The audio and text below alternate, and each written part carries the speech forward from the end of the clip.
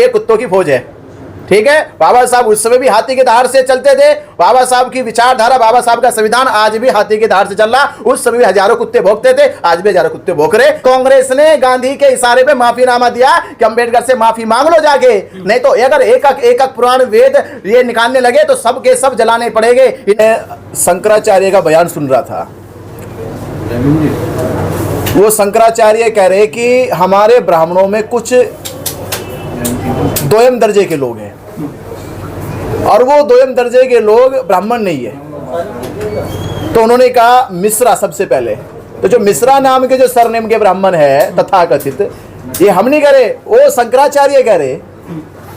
बहुत video viral हुआ, वो कह रहे कि मिश्रा नाम के जो ब्राह्मण है ये दोयम दर्जे के ब्राह्मण है, वो मिश्रित है किसी के। ये जो चौबे है ये दोयम दर्जे के ब्राह्मण है, ये दीक्षित है ये दोयम दर्जे के ब्राह्मण है, ये चतुर्वेदी है ये दोयम दर्जे के ब्राह्मण है। उसने ऐसे कई ब्राह्मणों को कहा कि इनका कोई भी संबंध हमारे ब्राह्मण शास्त्रों से नहीं है। तो मैं तो पहले कहूंगा कि भाई पहले अनिल मिश्रा जी अपने शंकराचार्य के सवाल का जवाब दे कि आप ब्राह्मण है या नहीं है, क्योंकि ये सवाल आपके ऊपर उठा रहे। आपके 4 शंकराचार्यों में से एक शंकराचार्य अविदा मुक्तेश्वरानंद, उन्होंने कहा कि मिश्रा नाम के कोई ब्राह्मण शास्त्रों में नहीं है। ये कहां से आगे कैसे पैदा हो गए, किस तरह की इनकी उत्पत्ति हुई है, तो मैं तो पहले उनसे कहूंगा अनिल मिश्रा जी से, पहले वो अपने होने की पुष्टि करे कि वो ब्राह्मण है या नहीं है।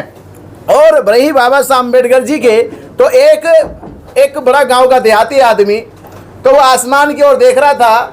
वो देख रहा कि भाई आसमान में अल्लाह है, ईश्वर है, भगवान है। तो वो कहने लगा इन तीनों में कौन बड़ा है। तो उसने कहा यार इसका जवाब तो पंडित देगा कोई। तो पंडित के पास चला गया, पंडित से कहा कि ये बताओ ये आसमान में अल्लाह है, ईश्वर है और ये परमेश्वर है, इनमें कौन बड़ा है। अब पंडित था तो उसको तो जवाब देना था कि ईश्वर बड़ा है। उसने कहा ईश्वर बड़ा है। तो उसने कहा अगर ईश्वर बड़ा है तो मंदिर में क्यों पड़ा है फिर वो। तो उसने कहा तो मंदिर बड़ा है। उसने कहा मंदिर बड़ा है तो धरती पे क्यों पड़ा है फिर वो। उसने कहा तो धरती बड़ी है। तो वो हिंदुओं के साथ बैठता होगा। उसने कहा कि मैंने सुना है धरती अगर बड़ी है तो शेषनाग पे क्यों टिकी है। उसने कहा शेषनाग बड़ा है। बोला शेषनाग बड़ा है तो फिर शिव के गले में क्यों पड़ा है। बोले शिव बड़ा है तो पर्वत पे क्यों पड़ा है फिर वो। बोला पर्वत बड़ा है तो हनुमान लेके क्यों उड़ा है उसे। बोला हनुमान बड़ा है तो राम के चरणों में क्यों पड़ा है। बोला राम बड़ा है तो सीता के पीछे क्यों पड़ा है। बोला सीता बड़ी है तो रावण लेके क्यों उड़ा है उसे। अब जब पंडित से कोई जवाब नहीं दिया गया, उसने कहा बाप तू ही बता दे कौन बड़ा है। उसने कहा कान खोल के सुन ले पंडित, इस देश में जो संविधान लेके खड़ा है वो सबसे बड़ा है। समझ गए बात। तो इस देश के चाहे हिंदू हो, मुस्लिम हो, सिख हो, ईसाई हो, कोई भी धर्म का बनने वाला हो या किसी के धर्म का कितना भी बड़ा धर्म स्थल हो, वो सब का कानून बाबा साहब अम्बेडकर जी ने अपनी कलम से लिखा है। ये ताकत है बाबा साहब अम्बेडकर जी की। 75 साल पहले ये लागू किया गया था संविधान हमारे देश में। ये अब कह रहे हैं कि बाबा साहब नहीं लिखे हैं। ये 75 साल से कहाँ सोए हुए थे जो उनको अब याद आया कि संविधान को बाबा साहब नहीं BN राव लिखे हैं। अरे तो ऐसे बेवकूफ लोगों को, मूर्ख लोगों को मैं अभी सुनना था कि धीरेन्द्र शास्त्री नाम का अपने एक महाराज का बयान दे रहे। करपत्री महाराज को 1966 में उनका मर्डर हो गया। करपत्री महाराज का पूरा इतिहास पढ़ो कि करपत्री महाराज ने लखनऊ में एक बहुत बड़ा मोर्चा खोला, दिल्ली में एक बहुत बड़ा मोर्चा खोला, महाराष्ट्र में जाके मोर्चा खोला और उसने कहा कि अंबेडकर अपनी कलम से हमारे शास्त्रों को खत्म करने का कानून लिख रहे। ये गवाही वही दे रहा है। क्यों पढ़े करपत्री महाराज ने देश में आंदोलन किसके खिलाफ चलाया। बाबा साहब अम्बेडकर के खिलाफ चलाया कि देश का एक अछूत, एक वो शेड्यूल कास्ट का जो विदेशों में पढ़ के देश का सबसे विद्वान व्यक्ति बन गया, आज उसकी कलम से देश का संविधान लिखा जा रहा। उस समय करपत्री महाराज को स्वीकार रहता कि एक अछूत आदमी हमारा कानून लिखे देश का। तो ये सबूत मैं नहीं दे रहा, वो अपने संतों से जाके पूछे। वो पूरी सड़कों पे सोता रहा, सड़कों पे आंदोलन चलाता रहा। और क्या हुआ दूसरी बात, हिंदू कोड बिल के समय तो उसने आमरण अनशन पे बैठ गया जाके, बोला ये तो बाबा साहब अम्बेडकर हमारे कानूनों को पूरा ही बदल देंगे। तो जानते हो बाबा साहब के पास चिट्ठी गई खून की कि बाबा साहब आपकी हत्या हो जाएगी, आपको मार दिया जाएगा।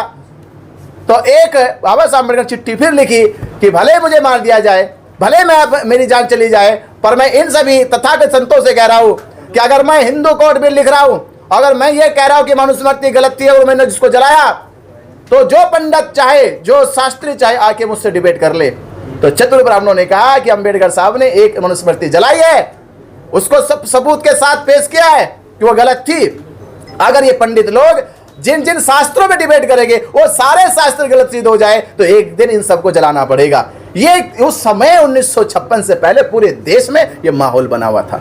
तो आज मैं कहूंगा अनिल मिश्रा से कि वो पहले अपने जाके दादा परदादों के इतिहास को पढ़ ले, वो दादा परदादाओं का इतिहास जाके पढ़ ले कि बाबा साहब डॉक्टर अंबेडकर जी जहां 7 सदस्यीय कमेटी थी, उस 7 सदस्यीय कमेटी में दिल्ली के अंदर बाबा साहब अंबेडकर जी 18 घंटे बैठकर संविधान को अपनी कलम से लिखते थे।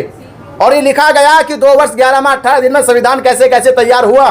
संविधान को पेश करने के लिए बाबा साहब अंबेडकर जी ने संविधान सभा में लगातार 114 दिन एक एक अनुच्छेद के ऊपर चर्चा बहस की है और 389 पार्लियामेंट गवाह है उसके। ये अनिल मिश्रा कहां से पढ़ गया है, कैसे पढ़ गया है, ये बात उस तर्क की नहीं है, ये बात है विवाद पैदा करने की। नहीं तो 389 सांसदों का सिग्नेचर है कि बाबा साहब अंबेडकर जी ने देश को सबसे दुनिया का बड़ा अनूठा संविधान दिया है। तो ये जवाब तो मैं कहूंगा वो अपने संतों से ले ले। और खास तौर पे मेरा उसको संदेश है कि पहले वो शंकराचार्य के सवाल का जवाब दे कि मिश्रा नाम के ब्राह्मण है या नहीं है। बाबा साहब को पूरे देश में दुनिया में जाना जाता है, तो इनको ये हवा पानी कौन दे रहा है इस अनिल मिश्रा को? तो भैया देखो, एक कहावत है, काम में हाथी चले एक, कुत्ते भोगे अनेक। तो ये कुत्तों की फौज है, ठीक है। बाबा साहब उस समय भी हाथी के धार से चलते थे। बाबा साहब की विचारधारा, बाबा साहब का संविधान आज भी हाथी के धार से चल रहा। उस समय भी हजारों कुत्ते भोंकते थे, आज भी हजारों कुत्ते भोंक रहे। इनके भोंकने से कुछ होने वाला नहीं, हाथी अपनी चाल से मस्त चाल चलता जाएगा। कह रहे हैं अस्तित्व खत्म करेंगे बाबा साहब का ये मिश्रा जी। अरे भैया मैं कह तो रहा हूं, करपत्री भी निकला था अस्तित्व खत्म करने के लिए उस समय जब बाबा साहब अकेले थे। अरे आज तो बाबा साहब के लाखों करोड़ों बच्चे हैं, आज खत्म करोगे? अरे आपसे तब बाबा साहब का बाल बांका नहीं हुआ जब बाबा साहब अकेले इस देश में लड़ाई लड़ रहे थे। तब भी तुम संत लोग, पंडित लोग, पाखंडी लोग मोर्चे निकाल लेते, कुछ नहीं हुआ। बल्कि अंग्रेजों ने कहा था कि अंबेडकर एक ऐसे इकलौते हैं, अगर ये अपनी पे आ गए तो देश के अंदर से जितने भी मनोवादी शास्त्र है, जितने भी साहित्य, ये सब ध्वस्त हो जाएंगे, खत्म हो जाएंगे। इसलिए जाओ माफी मांगो। और माफीनामा दिया है। आपको बताओ, कांग्रेस ने गांधी के इशारे पे माफीनामा दिया कि अंबेडकर से माफी मांग लो जाके, नहीं तो अगर एक पुराण वेद ये निकालने लगे तो सब के सब जलाने पड़ेंगे, इनमें कुछ नहीं है।